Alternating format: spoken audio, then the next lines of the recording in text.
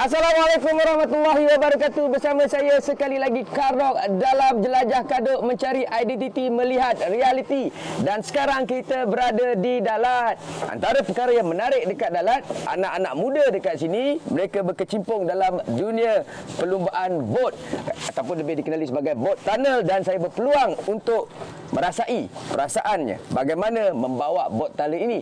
Walau bagaimanapun, untuk tempoh setengah jam akan datang ini, anda akan melihat realiti masyarakat di sini, bagaimana kehidupan mereka bersama saya dalam Jelajah Kadok. Jom kita.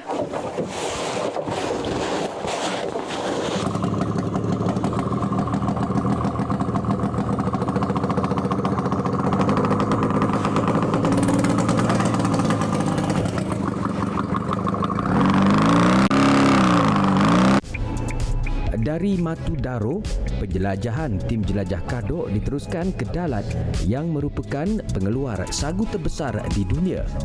Ketibaan tim jelajah Kadok di Dalat Waterfront disambut oleh Kaunselor Abdul Halim Hamdian atau lebih mesra dipanggil CR Halim bersama rakan-rakannya. Kaunselor di Sarawak merupakan panggilan kepada ahli majlis kerajaan tempatan. Dalam kerancakan bersembang, saya terpandang sekumpulan penunggang jet ski yang sedang membuat persiapan. Apabila disapa, mereka mengatakan yang mereka datang dari Sibu dan sedang bersiap untuk balik semula ke Sibu. Balik Sibu. Ha? Balik Sibu naik jet ski? Berapa jam dari sini balik Sibu naik jet ski? Apa? Gila. Aisyah. Habis datang sini untuk apa? Jalan-jalan? Tadi pagi itu pergi ikan. Oh ya, jalan. Laut, jalan laut. Baru? Minyak dia lepas jalan sampai ya? Tengah jalan panas. Ada lagi tempat isi pam kat sana tak? Panggil lah, standby. Interesting. Mendengar penjelasan itu, ianya benar-benar mengujakan kami. Dalat Waterfront merupakan mercu tanda baharu Dalat dan dikabarkan daerah Dalat antara daerah yang paling banyak waterfront di Sarawak.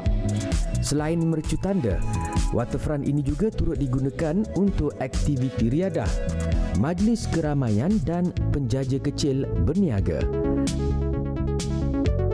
Berlatar belakangkan Dalat Waterfront ini, saya diajak untuk merasai sendiri pengalaman mengemudi tunnel boat bersama kumpulan anak muda yang menggelarkan diri mereka sebagai Sungai Seperut Racing Team atau SSRT. Saya menguji sendiri tunnel boat yang telah disiapkan. Apa yang boleh saya katakan, ianya sesuatu yang cukup menarik. Setiap tahun sebelum pandemik melanda, pasti akan ada pertandingan tunnel boat hampir di setiap daerah di seluruh Sarawak yang menawarkan hadiah yang lumayan. Nah, beginilah lajunya tunnel boat milik SSRT. Allahu Akbar. Awesome. This is awesome. Such a great experience. Terima kasih.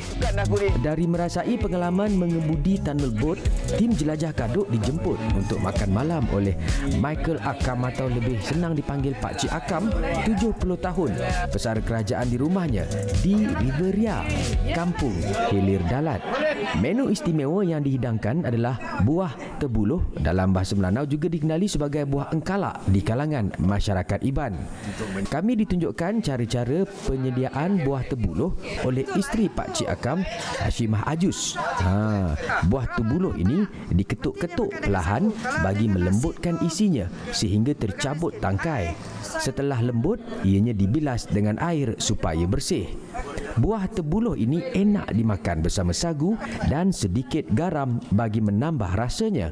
Jika buah ini tidak matang semasa dipetik, ianya akan mengakibatkan rasa gatal selepas dimakan. Selain dimakan dengan sagu, buah tebuluh ini juga biasa dimakan bersama nasi panas dan ikan masin. Manakala untuk masyarakat Iban, mereka panggil buah ni engkalak. Macam mana nak makan buah tebulus ataupun kalak ni dengan sagu? So mula-mula sekali kita buang dulu dia punya biji. Dia ada biji kat dalam ni. Keluarkan biji dia, kemudian kita makan. Dan kita ambil sagu, okey. sagu.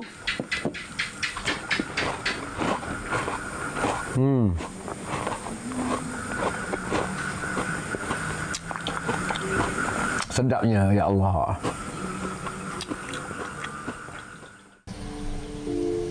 Keesokan paginya, tim jelajah kaduk singgah di Pasar Dalat untuk mencari buah terbuluh. Buah nadir bermusim ini dijual pada harga RM23 sehingga RM35 bagi satu bakul dengan berat kira-kira sekilogram. Selain buah terbuluh, Pasar Dalat ini juga turut meriah dengan peniaga yang menjual sarapan pagi serta barang basah keperluan harian penduduk sekitar.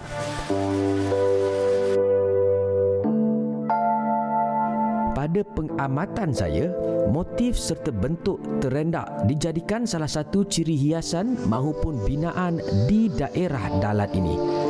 Kesenian terendak serta kepelbagaian penggunaannya menjadikan terendak amat rapat dengan masyarakat Melanau.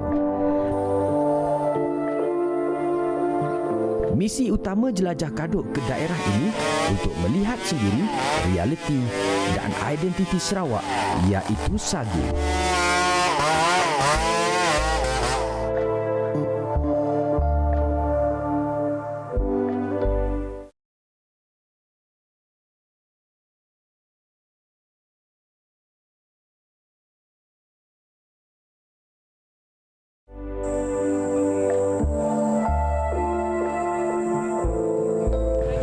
Hasil bantuan Kaunselor Halim, kami ditemukan dengan pasangan suami isteri yang menjadikan kerjaya mereka sebagai penebang pokok rumbia atau mulung dalam bahasa tempatan.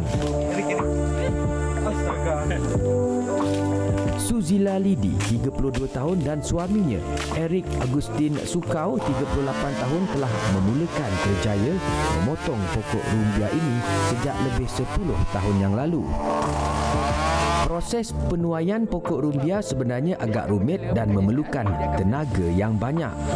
Setiap batang pokok rumbia dipilih mengikut saiz serta ketinggiannya bagi memastikan tahap kematangannya sebelum ditebang.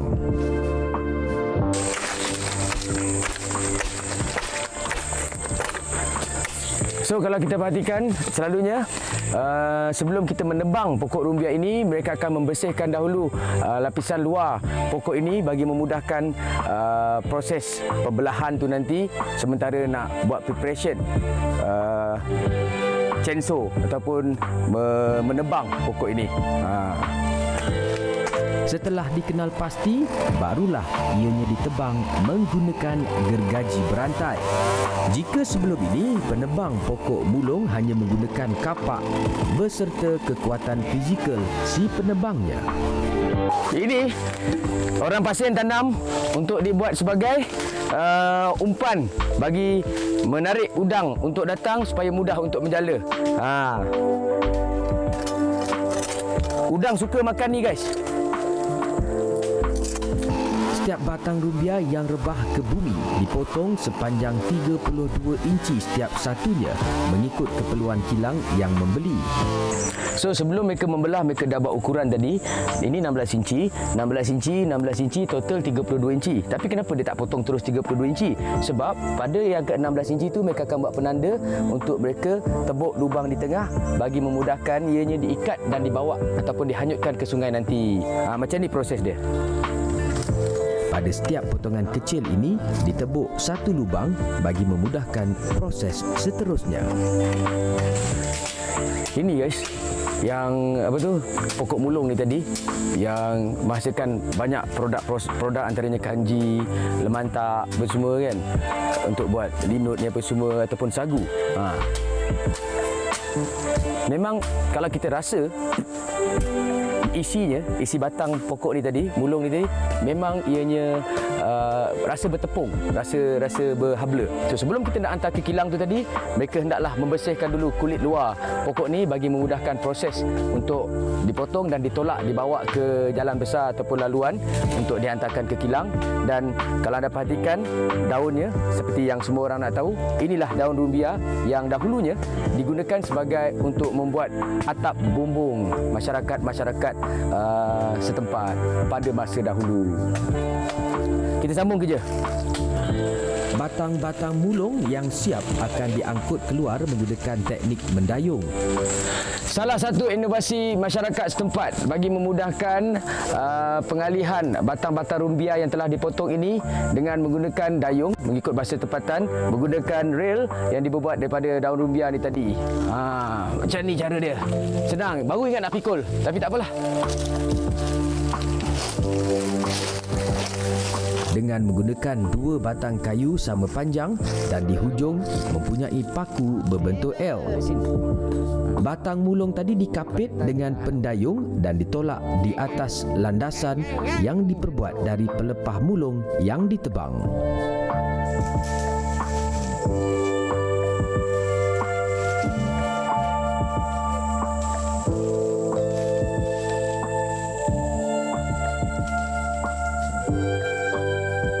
Okey, kalau kita perhatikan kumbang ini, so kumbang ini yang menghasilkan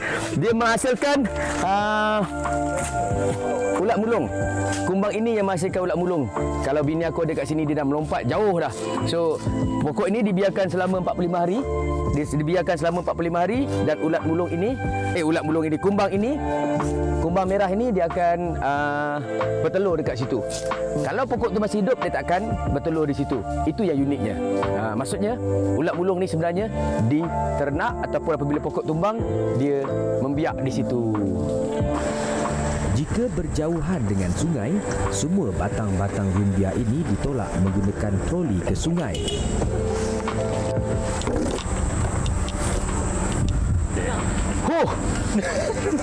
Tak sangka aku mampu mengangkat batang rumbia ni. Setelah berada di dalam sungai, batang rumbia diikat setiap satunya dengan tali pada lubang yang telah dibuat semasa memotongnya. Kesemua batang-batang rumbia ini akan ditarik dengan sampan untuk dibawa ke kilang yang bersetuju untuk membeli. Buat masa ini, purata sepotong batang rumbia berharga sekitar RM13 dan dibahagi dua dengan tuan punya pokok dengan penebang pokok rumbia sebagai upah. Purata sehari Suzy dan suaminya mampu menebang sebanyak 5 batang pokok rumbia bergantung kepada keadaan cuaca. Macam kita lihat dekat sini, koleksi ataupun pengumpulan yang lebih daripada seminggu lah. Kumpul banyak-banyak dulu, baru mereka bawa pergi kilang. Bolehlah dapat dalam 2-3 ribu sebulan. Ini adalah pemandangan biasa jika anda menelusuri Sungai Oyak. Batang-batang rumbia yang terapung ini dibiarkan beberapa hari sebelum dibawa ke kilang untuk diproses. Di dalat ini hanya terdapat 6 buah kilang memproses rumbia. Dianggarkan purata pengeluaran ke-6 kilang ini sekitar 70 tan metrik tepung sagu dihasilkan setiap hari.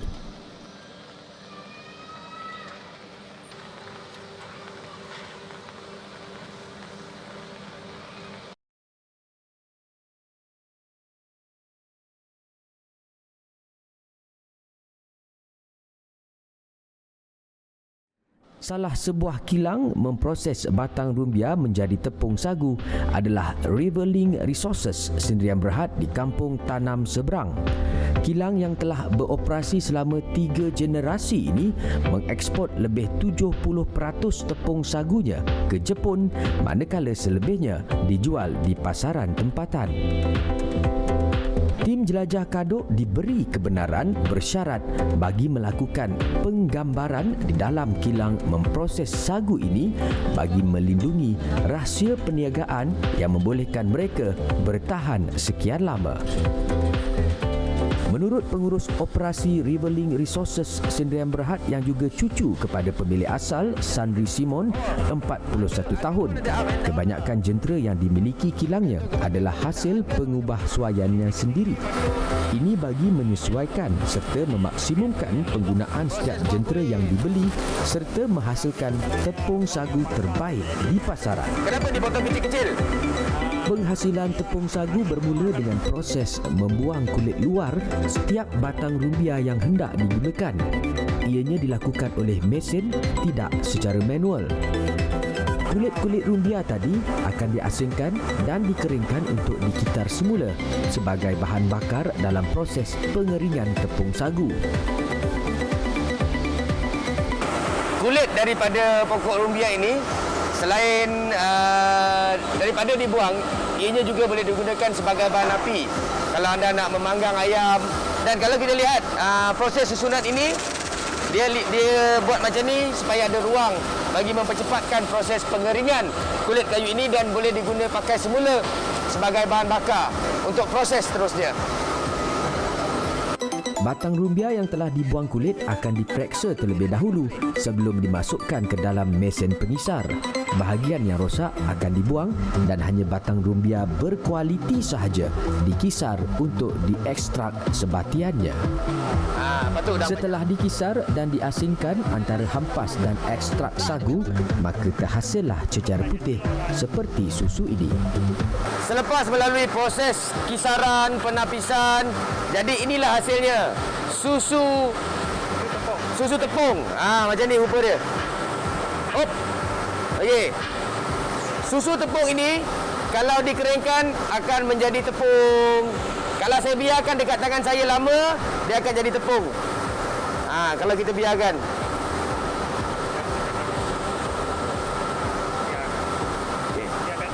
Dia akan kering dan bertukar menjadi tepung.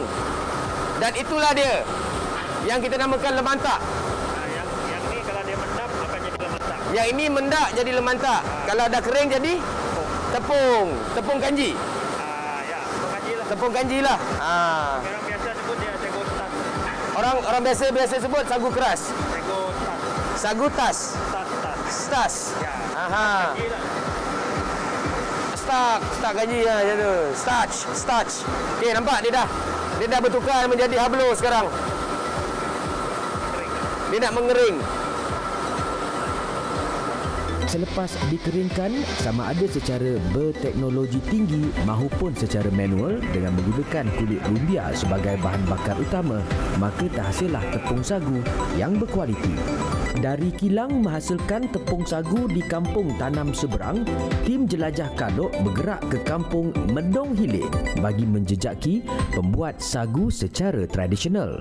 Dengan bantuan Muhammad Aswad Sim Abdullah yang kami panggil sebagai Boy, tim jelajah Kadok ditemukan dengan pembuat sagu secara tradisional Marisiah Abdullah. Proses pembuatan sagu ditunjukkan kepada tim jelajah Kadok dari awal, iaitu menggoreng kelapa menjadi kerisik, memerah santan segar dan menimbang tepung sagu. Setelah dicampur kerisik, santan, tepung sagu dan sedikit garam ke dalam bekas yang disediakan, ianya diadun dengan menggunakan tangan sehingga semua bahan yang dicampur menjadi sebati. Adunan yang telah siap dan sesuai untuk dibentuk sagu dilenyekkan di atas bekas seperti tapis yang mempunyai lubang-lubang kecil. Adunan yang jatuh dari tapisan tadi diolah-alik di dalam bekas yang diperbuat daripada tikar mengkuang beberapa kali sehingga berbentuk bulat. Setelah itu, sagu separuh siap tadi diayak di dalam pengayak khas. Hanya yang bersaiz besar dan bulat sahaja yang tinggal. Selepas dikumpulkan semua sagu-sagu yang terhasil, kemudiannya disalai menggunakan dapur yang diperbuat daripada tanah liat atau belanga dalam dialek tempatan. Maka siaplah sagu medong yang popular di kalangan masyarakat Sarawak kerana rasanya yang enak. Harga sekilo sagu mendong sekitar RM20 sekilogram dan biasanya dijual dalam satu tin besar yang berharga RM180. Tim jelajah Kadok berkesempatan bertemu Ahli Dewan Undangan Negeri Adun N56 Dalat Datuk Seri Hajah Fatimah Abdullah yang juga Menteri Pembangunan Wanita, Kanak-kanak dan Kesejahteraan Komuniti bercakap mengenai masa depan industri rumbia di Sarawak. Jadi potensinya sangat besar dan alhamdulillah baru-baru ini dalam kabinet telah dipersetujui untuk penubuhan iaitu lembaga sagu. Tapi yang Amat Berhormat minta kita supaya digabungkan dengan iaitu jadi Lembaga Pembangunan Industri Sagu dan NIPAH sebab Nipah pun ada dari keluarga yang sama, Palma, dan juga boleh memberi hasil yang lumayan, terutama dari segi gula apungnya. So alhamdulillah, dan insya-Allah bila wujudnya lembaga sagu ini, jadi pembangunan industri rumbia insya-Allah akan lebih rancak. Setelah kita mengetahui realiti industri sagu di Sarawak, jom kita cari pula sayur midin. Midin merupakan sejenis tumbuhan paku pakis yang popular di Sarawak. Midin sedap dimakan sebagai hidangan sayuran bersama nasi putih dan dimasak bersama belacan. Semoga paparan jelajah Kadok minggu ini memberi manfaat kepada semua yang menonton. Jangan lupa saksikan Jelajah Kadok, mencari identiti, melihat realiti pada hari dan waktu yang sama minggu hadapan. Eksklusif hanya di TVS saluran 122, kerana racun itu benar. Tia dapat banyak tak Tia? Tak ada.